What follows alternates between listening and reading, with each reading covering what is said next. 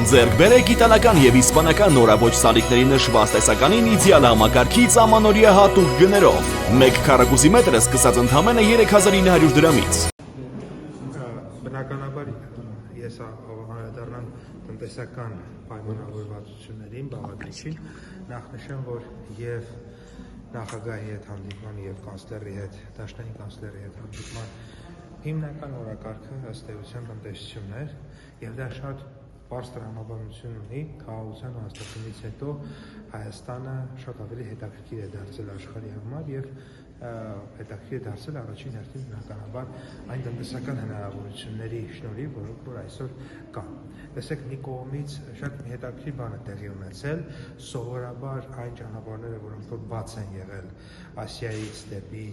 ուրեմն արևմուտք եւ հակառակը, դրանք հիմա փակվել են եւ այն ճանապարհները, որոնք որ փակ է եղել, դրանք հիմա բացվել են։ Եվ բնականաբար ոչ միայն մենք ենք այստեղ այս իրավիճակի առաջ շրջանակում դիրքավորում, այլ նաեւ երկրները։ Տեսեք, ինչ է տեղի ունենում,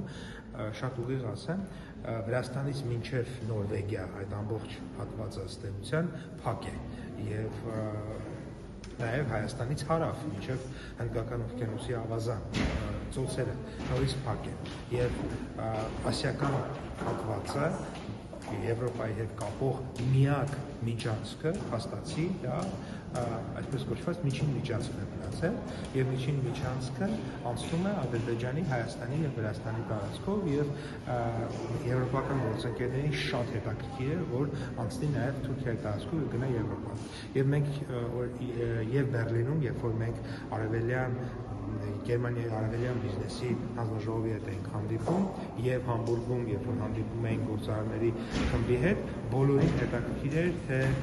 երբ է բացվելու հայ-թուրքական սահմանը, երբ է բացվելու Հայաստան-Ադրբեջան սահմանը, որովհետեւ բազմաթիվ ծրագրեր կան Եվրոպայում, կապված Միջին Ասիայի հետ, կապված Չինաստանի հետ, որոնք ըստ էության այդ ծրագրերի տրամաբանությունը այն է, որ այդ ամբողջ ապրանքները պետք է գան միջին միջանցքով գնան եւ մի ճանապարհը եթե Ադրբեջան, Վրաստան, Սևծովն է, մյուս ճանապարհը իրենք տեսնում են, ես սա իրենց բառերն եմ փոխանցում, տեսնում են Ադրբեջան, Հայաստան, Թուրքիա, միջերկրական ծով կամ Թուրքիայով դեպի Եվրոպա եւ այս տեսանկյունից ես ուզում եմ նշել, որ շատ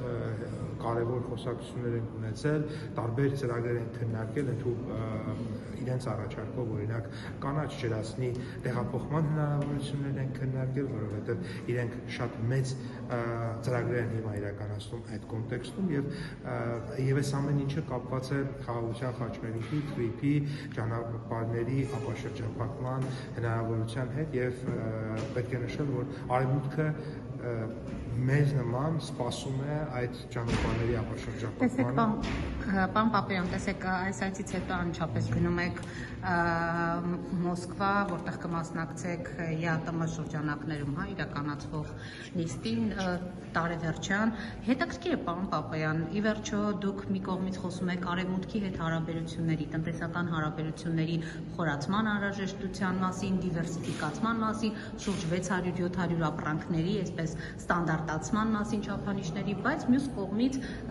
շարունակում եք ԵԱՏՄ-ի հետ կապերի այսպես խորացման ճանապարհով գնալ եւ չի թույլանում այդ կապերը, ոնց մինչեւ գիտենք, երբ որ Հայաստան արդեն լրջորեն քայլեր ձեռնարկի ընդհանուր անդամակցության ճանապարհին,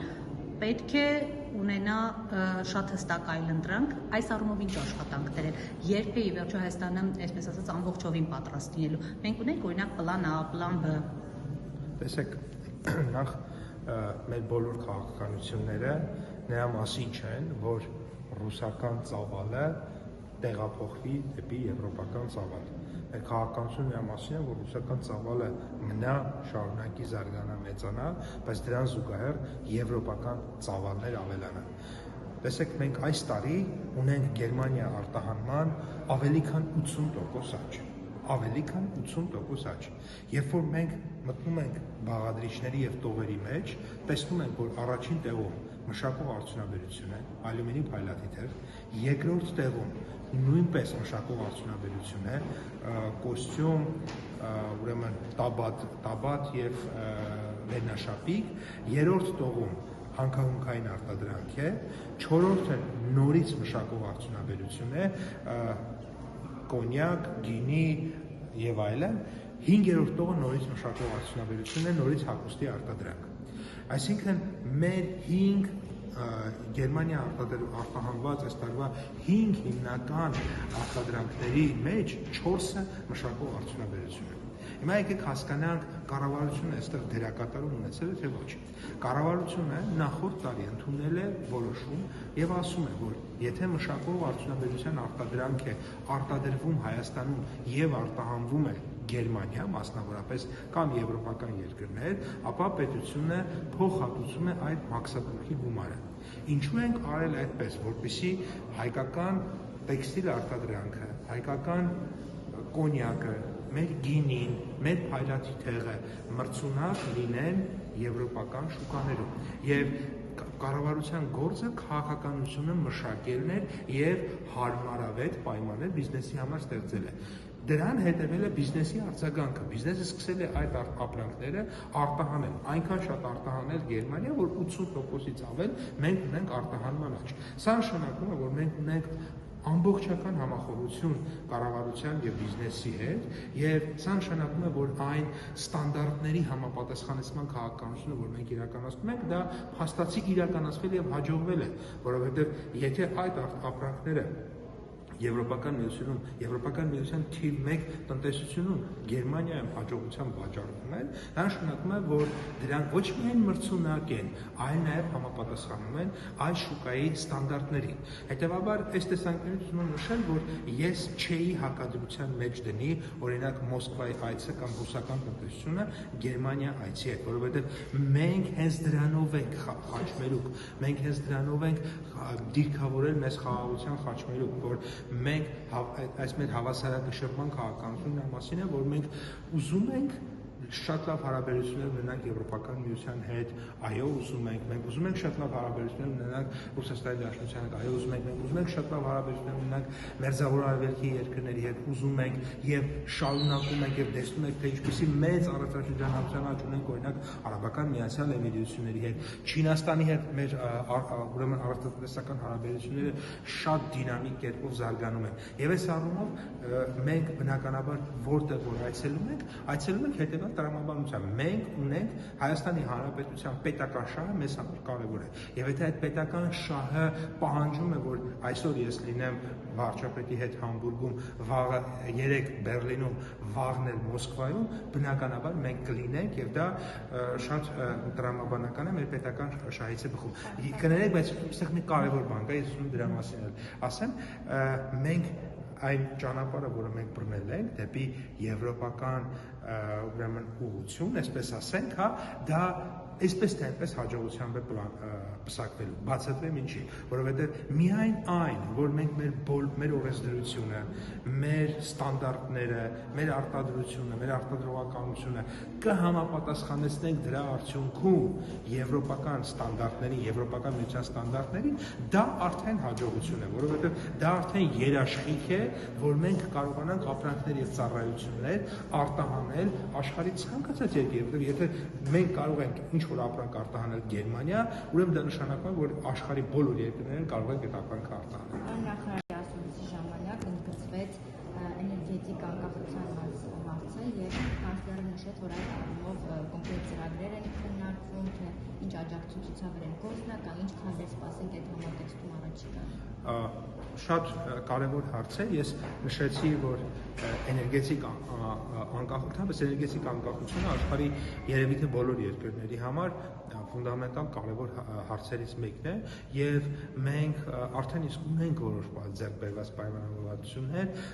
փորձի փոխանակման, ներդրումների ներգրավման եւ այլ հնարավորությունների մասին։ Տեսեք, Հայաստանը ունի ըստ էության անսահմանափակ արևային էներգետիկայի հնարավորություններ եւ եթե մենք կարողանանք հարմար գներով, այսպես ասեմ, լավ տարբերակներով ձեռք բերենք այդ կուտակիչների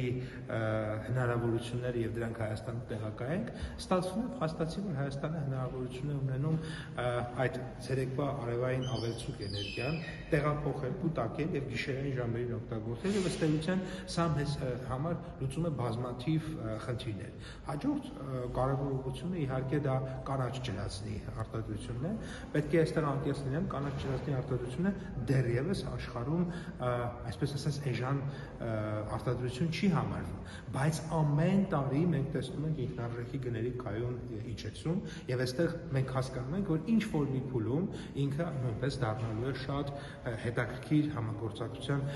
ուղղություն եւ որ նաեւ մի հետաքրքիր ուղղություն է, չնայած այն հանգամանքին, որ կանաչ ջրածինը բավականին թանկ է, իրենք ունեն եվրոպական ստանդարտներ, որոնցով ստիպված են ուրեմն ինչ որ ծավալի այն օգտագործել թեկուզ թանկ գներով եւ նաեւ այդ է պատճառը, որ հիմա իրենք շատ մեծ ներդրումներ են անում ասիական երկրներում եւ համարվում է, որ այդ կանաչ ջրածնի տեղափոխման հիմնական ճանապարհներից մեկը կարող է լինել Հայաստանը եւ այստեղ մենք նույնպես կարող ենք միանալ, այսինքն ոչ միայն տրանսպորտային երկիր լինել, այլ նաեւ կանաչ ջրածին արտադրել եւ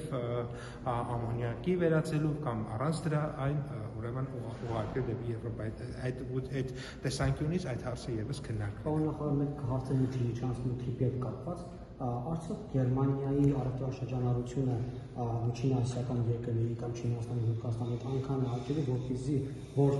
եղած կապուղիները չբավարարեն ու իրենք հետաքրքրված լինեն այդ միջին թրիպը որպես միջին միջանց օգտագործելու։ Իրենք արդեն իսկ շատ հետաքրքրված են, որովհետև տեսեք մենք մեր տեսանկյունից ենք նայում հարցերին։ Օրինակ մենք Հայաստանում ես խոսել եմ նրա մասին, որ Հայաստան-Թուրքիա սահմանի բացման ամենամեծ օգուտը կլինի ոչ թե այն, որ կբացվի Կարս Գյումրի երկաթգիծը, որ շատ կարևոր է, այլ այն, որ մենք ունենանք հնարավորություն օգտագործել օրինակ Ադանայի, Մերսինի, իսկ Գենդեոնի, այսինքն մեզ մոտ գտնվող միջերկրածովյան նավահանգիստները։ Իրենք այդ հարցը բարձրացրեցին։ Իրենք ասացին, որ դա շատ լավ հնարավորություն է, որովհետև մենք կարողանանք արդեն Թուրքիայի միջերկրածովյան նավահանգիստներով կապվենք Հայաստանի, Ադրբեջանի միջոցով Միջին Ասիայի հետ։ Այսինքն իրենք նույնպես նայում են նույն հարցին, նույն